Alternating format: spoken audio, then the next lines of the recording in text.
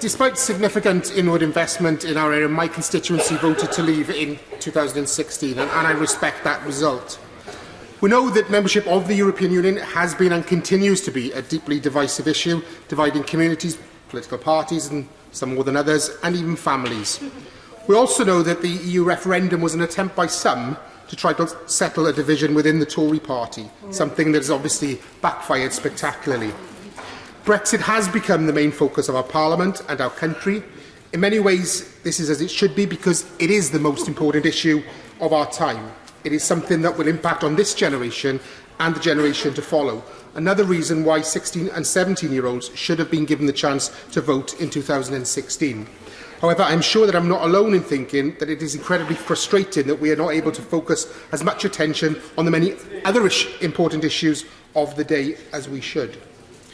I, along with other honourable members, voted to trigger Article 50 to allow the Prime Minister to start negotiations on a deal to honour the result of the referendum.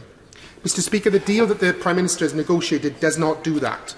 The current deal has succeeded, as we are aware, in uniting Leavers and Remainers in opposition to it. In fact, only 6% of constituents who have contacted me since the 1st of December support the Prime Minister's deal. The deal that the Prime Minister has negotiated does not protect jobs, workplace rights or environmental standards. It won't ensure frictionless trade for UK businesses, and it provides no certainty about our future relationship. It provides no guarantee that the UK will continue equivalent arrangements with key EU programmes and agencies. And the Government's own economic analysis shows that the deal will make our country poorer, with GDP falling by around 3.9% and every region of the UK being worse off. I know that if this is the case, poorer areas of our country and communities like mine will fare worse still. And I cannot, Mr Speaker, vote to support a deal that will do that to the people that I represent.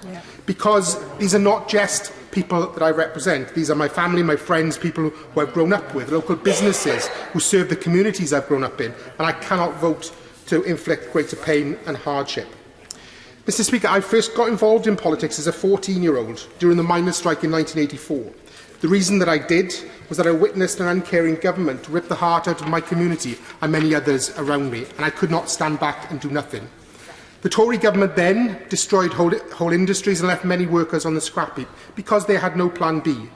Well, history does repeat itself, and if we don't learn the lessons of the past, it is clear that the Tories have learned absolutely nothing from the damage they did in the 1980s and 90s, and the damage that their austerity has done over the past 8 years.